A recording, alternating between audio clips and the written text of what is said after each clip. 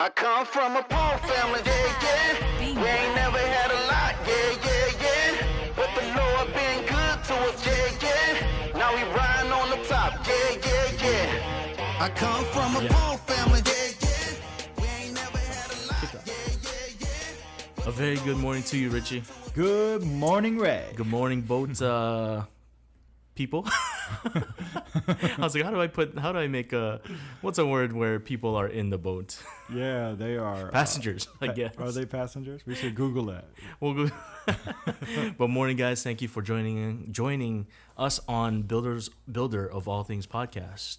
Wednesday morning. We are here. Let's do this. We are here. I'm super excited. Richie, today's theme is going to be tools. Yeah. But before we start that, we're going to start off with a kickoff question. Uh-oh. Which is, if you're stuck on an island and you are allowed one tool, which tool would you choose? All right. I'm going to flip this. What would you choose? Oh, man. I don't know too much tools. What's the price range here? There is no. You get to choose one tool. Oh, man. Hand tool. We'll keep it at a hand tool. So no power tools. Ah, man. It would have to be a multi-tool. You know those weird Oh, that's cheap cheating. multi-tool. Be something I was gonna say, you know the ones you see at like Walmart with like the small all axe? the tools? Yeah. But I heard they're like junk. But anyway, I think I would bring maybe a hammer. That's a Hammer multi-tool though, right? There's like I guess no, that one counts. that one counts. Yeah. Not sure why, but maybe for self-defense. I think for me, I would have a knife. Oh, okay, a blade or a blade of some sort. I mean, yeah. Just I can put it on a stick, and use it as a spear to hunt or as a weapon. Right. Well, what's cool about a knife, I think, for me would be I can make more tools. Right? Yeah. I need a blade because blade is like the key of carpentry. We got to cut things. We can make things, but we got to be able to cut it up. So this is true. A knife would be good for me. I can make a lot of things out of a knife or a blade. I would rather say blade, or an axe. Maybe, yeah, just something I can, make little blades out of a bigger blade. Yeah. Thinking ahead. That's a entrepreneur in him, guys. But I think for me it would be knife. Knife, yeah. Yeah, I think there's a lot I can do with a knife. Definitely multi-use tool. But today's theme, guys, fun. is tool. Thanks, Richie. So the first question is gonna be, what advice would you give to upcoming carpenters about tools? Oh, this is a fun one. Good. Yeah. So all my carpenters out there, or maybe you are a carpenter and you've been doing it for years and you want to get some Richie advice on tools. Here we go. I guess I'm going to throw some advice at you. But I think one of the biggest pieces of advice I got, let's just go there, that I've gotten, and I felt like it's really helped me develop my craft is the rule of thumb that I was taught is every week buy a tool. Really? Yeah. I mean, it could be small, just right. $3 supporting tools. Phillips screwdriver or pencils or level 2-foot level or a torpedo or so doing that, because you're only as good as what you have access to as your tools, right, to start resources, with. And then how do you use your tools is the next step, but having them is one. So what I did, not just go out and buy any tool either. Like, as I learned a tool, I went and got it.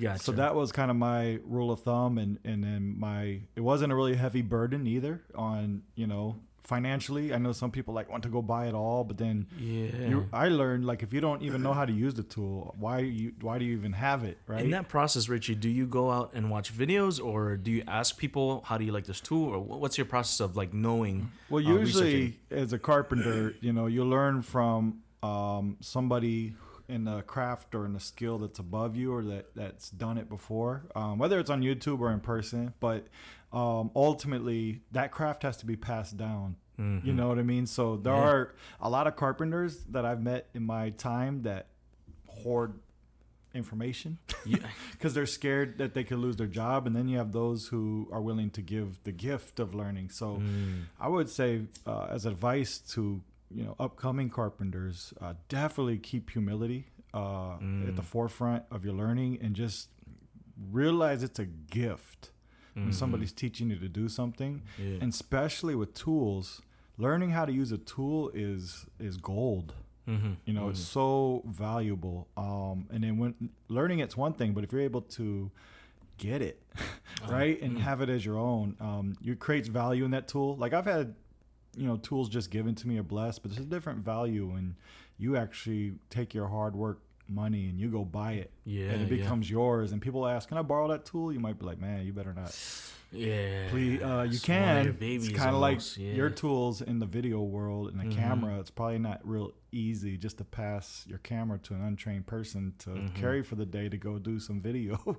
You don't know how, you know, they may handle it. And but yeah, I guess that's my advice to any carpenter out there that, you know, wants to know about growing in your craft. I would say start with your humility and learning tools. Learn how to use the tool, and next, if you're able to get the tool, get it. You know, start building your weaponry. Start building up your toolbox. Start, you know, having assets to you when you're getting to building projects. So if I'm a framer, you know, probably one of the first things I want to get is a measuring tape.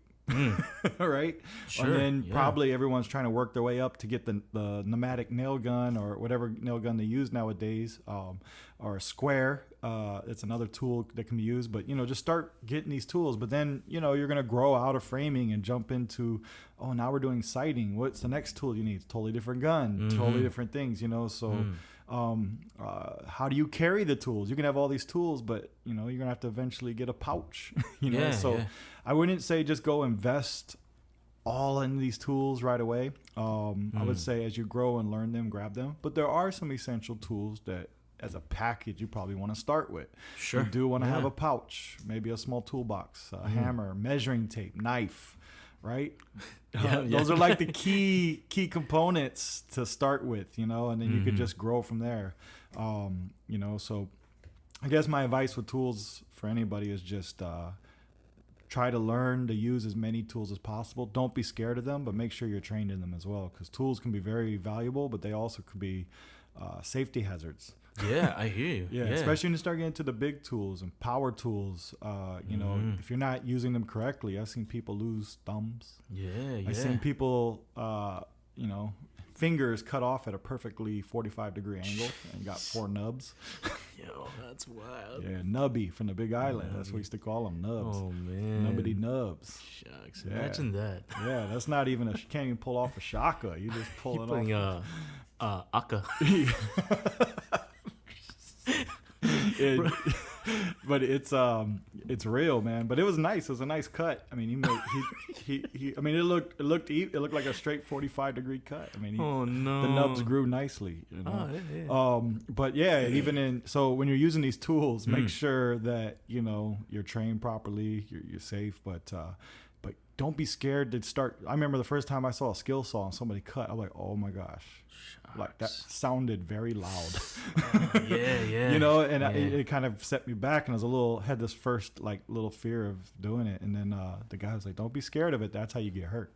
When he said that, okay, you know, I got to overcome that fear of using some of these tools. And basically he did teach me the safe points, you know, how to hold it, understanding the weight, understanding if you cut, if something falls off, you know, something can actually bind, and be careful of binding, and how to pull back the safeguard and all these type of things. And then, you know, I got in there and just trusted, you know, his feedback and setting the blade to a certain length and all this stuff. And then I start cutting and I start feeling like, oh man, I just came over that fear. Number one. Number two, I feel safe. I feel more confident, and now I'm gonna go buy a skill saw, right? Heck I know how to use it. So, just build up your arsenal. One of the things that pop out, Richie, while you're talking about knowledge and knowing your tool is, it's kind of like, you know, as you're going through the features and the things that you should know about it. One of the things that I do with like cameras is like I need to maximize the tools that I have, and really know what their features and their abilities are, and to really go in depth of what they're capable of. That way, you can maximize you're efficient on the field. So when you're building things, you know, like this can be able to do this particular thing, which cuts down 20 minutes, maybe 30 minutes or something. So like you said, it's like knowing your tools and knowing how to use them is such a it's such a big thing. Right? It is, yeah. And before we go into the next question, I'll drop a little craft gem. Craft gems. It's craft gem time. Craft gem. I got a little secret stash in my my tool bag that I have there at all times, and it's chopsticks. Huh? Chopsticks. I have a load of chopsticks in my bag, and what's cool about a chopstick, it's made out of wood or bamboo or whatever it's made out of. It has a wedge build to it, so it has from small to large, right? Yeah. So what I've learned a lot in experience is there's a lot of times screws over screw to a cabinet. If you're screwing a door into a cabinet or a door hinge or all these different things, you have screws, and all of a sudden they're loose, and you're like, oh gosh, what can I do? Because the wood's gone. That's the problem. So your screw's not catching wood anymore. So chopstick. Yeah. I learned from one of my Uncle Nago from the Big Island, Japanese carpenter. I learned he pulled out a chopstick one day because I was like, I don't know what to do. So he pounded it in, snapped it flush, and it just refilled the wood that needed to be there. And then he re-screwed it in, and then it was good. I was like, oh my gosh, I'm getting some chopsticks. What ingenuity.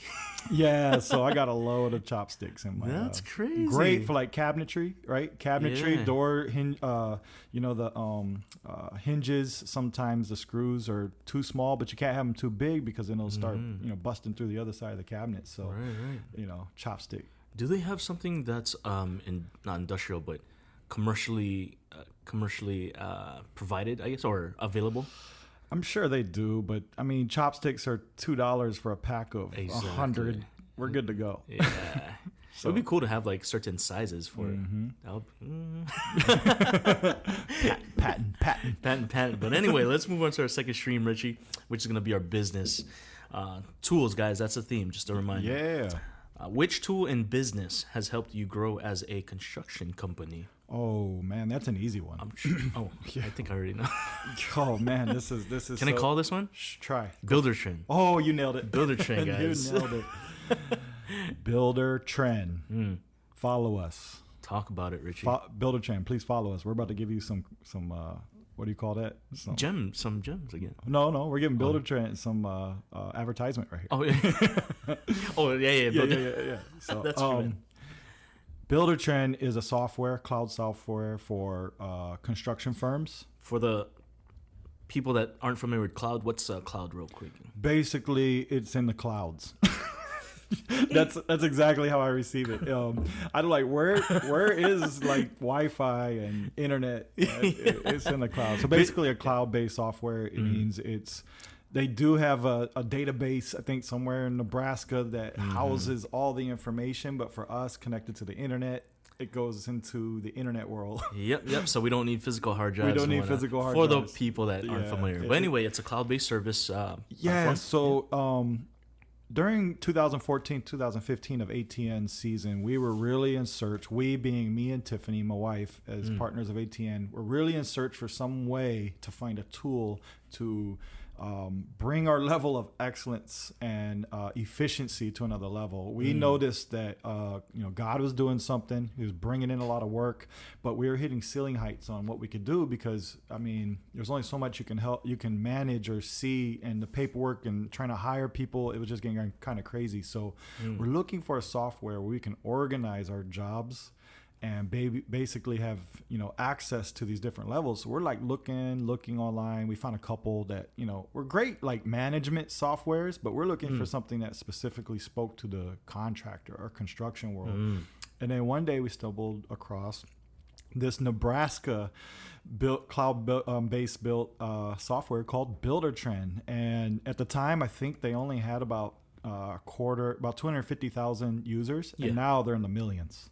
Now they're the number one builder software on in the whole construction industry. Yeah, it's like number one. They're doing awesome things. They've done nothing but grow. Reading the history of them, just learning about three guys in a basement that came up with, it was like two brothers and a friend that came up with this idea to just serve, have a software that could serve construction companies, and just hearing their humble beginnings, working hard, and they strive for excellence, and that kind of that really speaks to us and our company, and just they want to make something. If it they have the theory as well, nothing's good enough. Just keep trying to make it better and better, and you could feel that through the years of having it. It's just become an amazing software to use. But yeah, we finally stumbled across it in 2014 and 15. Tiffany is the one who discovered it. She gets all the credit. Hey. She found it, showed it to us. What blew me away from the beginning of the software was the experience it could give homeowners. Yeah, it's one thing to organize all our projects and get them into a level of project management on a software base, but they have it online, but they also have an app. And also they have a front end that could be used for the contractor and organization and integration of all your projects. But on another side of it, everything is tied into the homeowner gets their own website, their own viewing point of the project.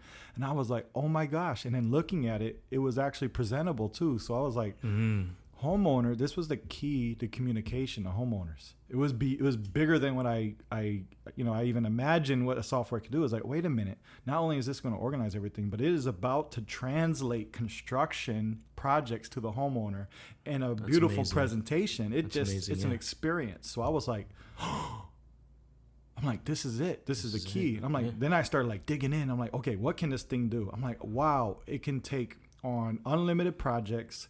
It can organize them. It can upload pictures. It can stash all our documents per project. It has a financial statement summary where you can actually make payments, see what your payments are. You can send proposals. You can build estimates. It actually populates budgets for your project. I mean, it just has selection packages. It has a warranty system in there. It has a survey that you can send out to homeowners, and you're going on a list, Richie. I'm just telling you, this thing is on another level. But then we can use this tool on this whole platform, right? But there's this one button that clicks over that a homeowner actually can log in and have access to whatever you want to give them access to help communicate your project. We could build schedules on there. We use the schedule system. I love this. It's called the Life Schedule. One of the best tools on there. So we build a schedule for the project. Okay. We make it live. We color code everything on the schedule for whatever the subcontractor is. If he's a plumber, he's orange. Yeah. If he's an electrician, he's blue. Right? If he's a tile guy, we make them pink. The countertop guys, they're turquoise. Yeah. The drywall guys are yellow. Our in-house crew, we're black. We're the black, So we just color code roofers. They got their color. So all our subcontractors, our in-house carpenters, we color code everybody. So what's really cool is homeowner expectations are getting managed from the beginning. They look at the schedule. Oh my gosh, they're starting here. I see plumbers coming Thursday. I see electricians coming next week on between Tuesday and Thursday, and it's spelled out exactly what they're doing. They're looking at this in March all the way down to August, and they see their end date. They see actual payments. We have progress payments set up in green. Money's green. So we color coded the green. It's no surprise that we're going to expect a payment or progress payment coming up on Thursday on September 7th, right? So it's just communicating and managing expectations and using the tool of photos. Our field guys take photos every day, upload them, put it in a folder, name for the date. Homeowner will be shopping at Target, picking up some milk, and all of a sudden they get a notification. They look and they just see pictures at 3:30 uploaded or 4 o'clock uploaded, and they get to look and like show their husband, or husband shows the wife, or look at the kids like, hey, look, we got the kitchen got demoed today, or the backsplash just went in. And so there's an experience there where the homeowners are able to just continue living their lives.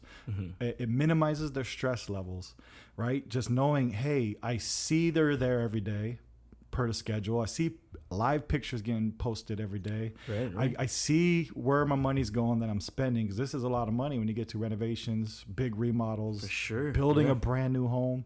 I mean, there's so much like levels of stress that could be involved in just knowing that there's a tool there builders can use to create an experience for the homeowner, and a great experience for the homeowner. Builders is what you want, because what happens with a homeowner when they don't have the experience, they don't have the communication being translated to them on the job, they start losing trust in you. And when they start losing trust on you, they're going to go into their project. It's their project. You may call it your project as a builder, but it's their project. They're paying for it. They can come in and tell you, that cabinet is 1/16 off. Yes, we can try to fight standards, but you don't want them looking at to the cabinet to that level, right? And that's all about how you work the homeowner's temperature. You want them to be able to trust you when they look at the cabinets. They can say, man, I've seen these pictures. I've seen the progress of the pictures. I know these guys are working really hard on it. They're not machines, and it's 1/16. So the way they approach you on that cabinet being off 1/16, the door, they'll be like, hey, you guys are doing awesome, but, are you able to help me with this cabinet getting a little bit straight? Great temperature, great way to able to fix it. Or it could be like, this cabinet, the temperature is hot. This cabinet's way off. You guys, I don't even know what you guys did. So when you guys seeing pictures, homeowners are seeing these pictures, they're able to, you're able to build trust in them, knowing the process, right? Yeah. So I just love the tool, especially for the experience level, but then the efficiency level. Just as a team, you have multiple projects. As an owner, I like to just go into the app at night right before I go to bed, just check on. We have 37 live projects, and I just go through the folder and just look at all the pictures uploaded, see if I see any red flags. If I do, I could do a notation on the picture. I could send it over to the project manager. So all our guys are all connected to it. The whole team's connected to it. Subcontractors are connected to it. Architects are connected to it. The homeowners connected to it. It's just a great hub to connect everything in the project, get everybody on the same page. It's just phenomenal. And I think my favorite tool of Builder Trend is the budget. Like, we actually know how we're doing on the projects. Like, not just guessing or thinking, like, we specifically know to the penny. It's accurate. It's so accurate. So we got each field guy that clocks in. The way Builder Trend has it set up, it actually populates into the budget. There is a budget button you press, and boom, you can pull it up and look at framing, click it, and it will show, $5,342 spent on framing installation so far. And you click another button, it shows you all the clock-ins under framing that day. Right? Or that week. And you actually see. So every time one of our carpenters clock in, it's populating to the real budget. Anytime we buy materials, we cost code it. There's a whole cost coding system. We cost code it. Our admin puts the cost code in for that job number. Boom. Materials cost to that date on the job. It just shows all the materials. Subcontractor, we have, pay an invoice for a subcontractor that gets put in the job. Project manager clocks in. Everything is just in there. So we're able to look at all our details on the budget and know how we're doing. And what's phenomenal about this is, like, over a year of doing framing on all these projects, we take our linear footage, do a data compilation, and we're able to figure out what is our cost of framing per square foot for our team in the past year. And we're able to use that real-time data and put it into our bidding program, so we're being more competitive every year and getting a better price every year. One thing we learned as builders is painting, we suck at. We're carpenters. So I have my guys go in and paint. When I say we suck, we're great painters. Just not efficient.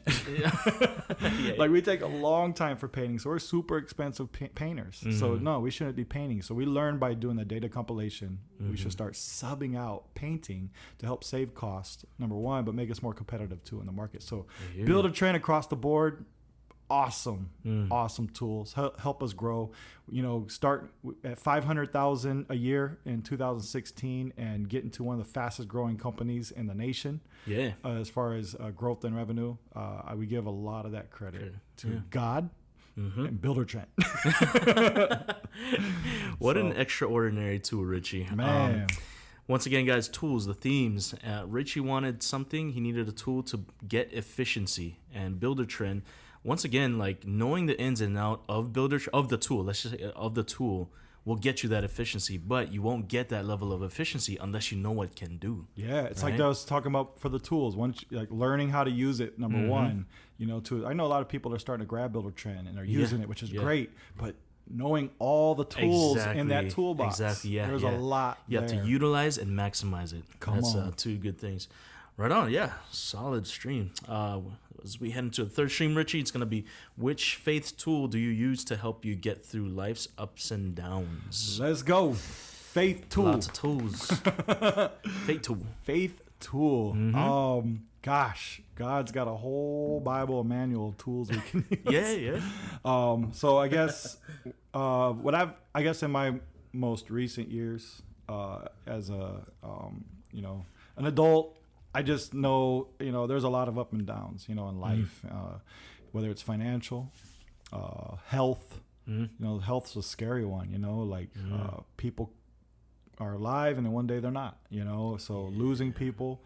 Those are like the big ones, man. Losing somebody close to you, somebody going through, health issues, cancer, financial. That's a big one. Relationships. I like to put that up there too. I mean, nobody's dying, nobody's sick, but when a relationship is unhealthy, it's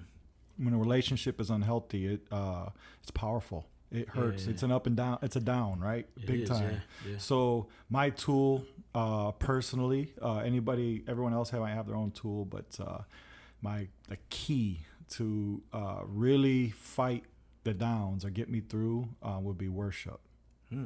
Worship is like my number one, and to an extension of that, praise. So if I were to like really minimize, what's your tool? It's this. What specifically would be praise out of worship? Praise is powerful, man. Praise is super powerful. Let's talk about it. Let's talk about it.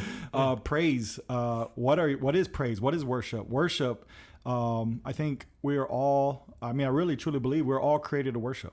We're worshiping something. We're worshiping beings. That's like what we were created to do. What do you worship? What do I worship? I mean, we all worship something. You don't have to worship God to be a worshiper.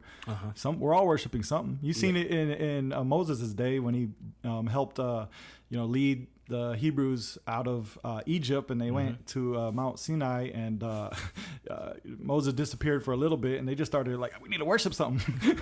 We're just worshiping beings. We got to worship something. Could be sports. It could be the NBA, football, soccer.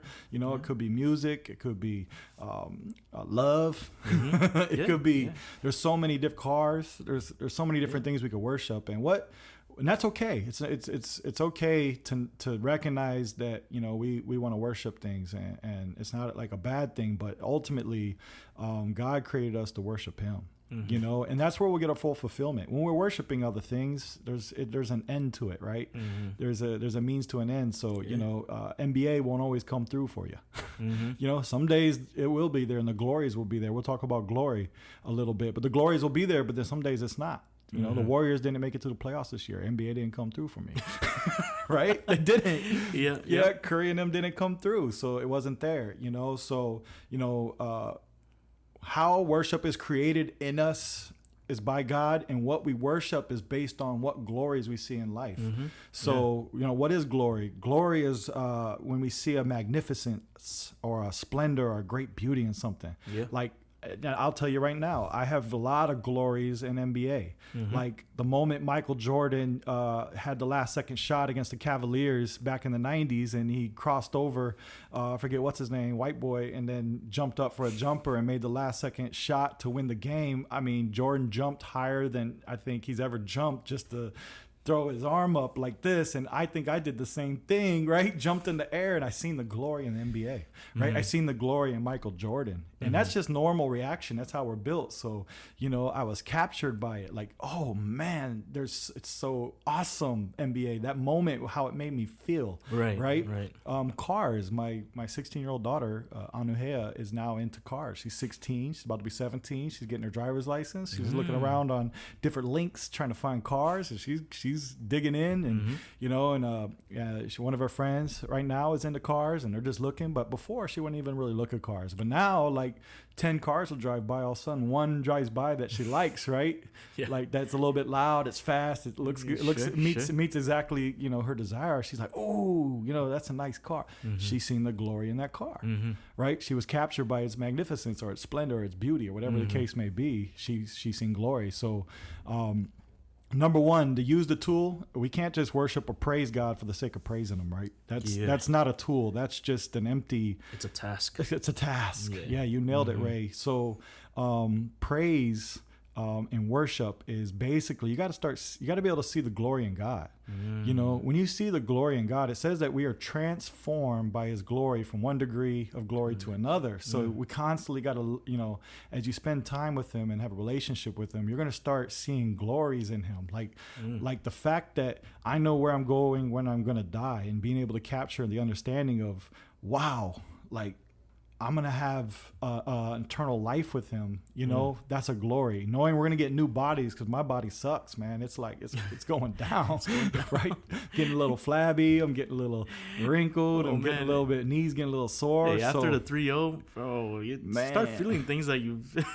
But anyway, yeah. Yeah, I mean, little things in my life, when I lost my keys one time in my house, you know, and I was just freaking out. It's Sunday. We had a party at the house, you know, family gathering, and I'm freaking out because I fly off island, so I got to wake up at like 3:30, get to the airport by 4:30, and if I'm not there on time, I missed the plane. I missed the whole week. That's a big deal, right? For the construction world. So I'm like freaking out because I don't have my keys, but we have 4 kids, so it's not like it's gonna be really hard for Tiffany to try to wake up at 3:30 and take me, and it's just like I'm freaking out because I always lose my keys, you know, especially when I was young. And I'm just looking around. Tiffany finally came to me and it's like, why don't you pray? And I was like, like is that practical, huh? Yeah, I could pray, but I mean, we're still in the same situation. But I was like, you know what, you're right, I'm just gonna pray. So I sat down in a chair, I took a deep breath, I was like, all right, God, you know how bad I need my keys, I need help. So I just kind of like leaned back on the wall and I looked up and my keys were hanging right in front of my face. Yeah. Oh man. Tear just dropped from my eye, and Tiffany was like, I was just grinning out of my mind. Kind of a tear. She goes, what's wrong? I go, look above my head. She's like, oh my gosh, the keys are hanging on the curtain rod above your head. Why are they there? I have no clue. But that moment was a glory I seen in God. Like, oh my gosh, my relationship with God, I started spending time with him. All of a sudden, God started revealing himself to me, revelation of himself, and just said, hey, look, I got you. You know, and so that glory was a capture for me. I just got captured by his glory. And then those kind of things in my life, I got a lot of stories. A lot of people have a lot of stories, right? But just knowing, you know, as I build value in God, it's like gold. Where does gold hold its value? In weight, right? Gold doesn't mean anything unless it's got that weight. That's how they measure the value. God's value is measured by how, I mean, he's super valuable, but how we in our hearts and our minds measure his value is by his glory. How we see his glory, right? If you don't see his glory, you're not going to show any value in him. But as you get captured by his glory from one degree to another, you're going to start seeing that value like gold has, right? Just constantly. God's commanded us to praise. He's given us the tool. That's the tool. Praise me. Like in Psalms 150, verse 6 says, you know, every breath will praise me, regardless. So what that means is, you may not praise him now, but when we die, you're going to fall on your knees and praise him then. So either way, let's praise him now, right? So that's a tool for me to get through ups and downs, is like, if I'm going through a temptation or some struggle that's pulling me away from God, that's what Jesus did in the third temptation. It says, I will worship him. Right? That's what he told us, Satan. He said, go. Like, if you ever want Satan to go, just tell him go and start worshiping God. There's just go look at Job in chapter 1 when, you know, things started. He lost his wife, lost his family, lost his property, all these things. And then he just started praising God. You know, David, when he went through his situation, you know, lost his son, then he started praising God. They understood the tool that God has equipped us with. He's built us as worship beings. He's built us to praise. And it's not just praising him for the sake of praising him. There's something bigger there. When we're praising him, he's built us for this. And when we find the value in him and we find that we're captured in him, when we start worshiping, praising him, things happen. God, it's a tool for life. It's something that helps me through my ups and downs, because when I start praising him, I start seeing the value in him. It doesn't matter what I'm going through. Like a lot of times these guys in prison in the Bible, it's not about get me out of prison. It's about, are you here with me in my presence? And then there's a joy there, a peace there. You know what I'm saying? A state of mind that this is temporary, that settles in. So praise isn't always going to open the lock or the gate in the prison and just let you out. Right. Sometimes it's just knowing how to have peace and rest in those moments. So to answer the big question is, what is my tool? And my ups and downs is I've learned praise has been huge. Praise can get rid of the enemy. Yeah. Praise can bring you peace, and worshiping him. And to that degree, just, brings value and that glory back. So it's like I get to relive Michael Jordan in any situation. You get a moment where you get to relive that Michael Jordan moment. Right. But with God, so just knowing who he is, recognizing who he is, learning who he is, and then worshiping him and praising him. So that's my tool. I mean, if, especially in my recent days is, I get a lot of moments where, I may feel like, what's the purpose? What's this? Well, what's the whole point if I get sick? Or, why push, work, and, I'm time away from my family. And then I just start praising him, and then those thoughts go away, because I'm centering my mind and my heart. Not just my mind, but my mind and my heart. So that's like, my attention and my affections go towards him. So, yeah. That's awesome. Yeah. And what you mentioned, Richie, is awesome when you say when you can relive that glory, that moment. In my life, in my experience, when I praise, it's bringing me back to a place of all the things that God has brought me out of, and it's knowing that he can bring me out of this current situation. Yep. And as you're talking, that kind of like just appeared in my mind, and it's like, when I praise, it's going back and looking back at all the things that God has taken me out of, not just brought me from one place to another, but taken me out of. It's two different things. He's not just placing me from where I am right now, but I was in a dark place, or I didn't have these things, or I didn't, what I mean? It's taking you out of the mud and back onto the path. And when I praise it, it's for me, a tangible way of doing that is looking back at where he's brought me from and where he's placed me now. And as you're speaking, I was like, man, that's great. That's awesome. Praise takes our minds off our problem and onto God's purpose. Right? Yep. It takes it's like everything in society is working against us to not be focused, because that was like the first thing that happened in the Garden of Adam and Eve, Garden of Eden with Adam and Eve, when they ate of the tree of the knowledge of good, the tree of knowledge of good and evil. It was in the center of the garden. So when they ate it, no longer were they looking at God all the time, but their eyes turned on them, and that's why they recognized they're naked. Is because now they're all centered on themselves. So the enemy's number one trick in life is to make sure our focus is off of him. So that's why we live in such a busy world with the phone. All these things are definitely tools, and not like throw them out, but the focus is always trying to be taken off of us. And then especially somebody like me who's ADD, I see that as a superpower, because no matter how much you try to keep my focus off him, I can't focus on the thing you're trying to make me focus on, because I'm so in love with God. I can easily focus on him. But at the same time, like, it could be a kryptonite, right? It could be a kryptonite. So praise takes our minds off of things now and puts it on him. And that's powerful. It is, yeah. It's super powerful. So it's a great tool to use. And I'd like to read one scripture and we'll close out. Philippians 4:6-9. Do not be anxious about anything, but in everything by prayer and supplication with thanksgiving. Let your requests be made known to God. And the peace of God, which surpasses all understanding, will guard your hearts and your minds in Christ Jesus. Whatever is true, whatever is honorable, whatever is just, whatever is pure, whatever is lovely, whatever is commendable, if there's any excellence, if there's anything worthy of praise, think about these things. I love that. That's one of my favorite. So that's great. That's that Philippians 4:6-9. So, praise is my tool weapon. Today was a steak day. No appetizers here. But guys, thank you so much. A little long, but I know it's for a reason. Come on. So guys, thanks for joining us on the boat today. On the boat, we're over here praising tools, and we got knives, and we got some builder trends, so we're good to go. We got a knife, builder trend, and some praise. So. Guys, have a good Wednesday. We'll see you next time. All right, aloha. I come from a poor family.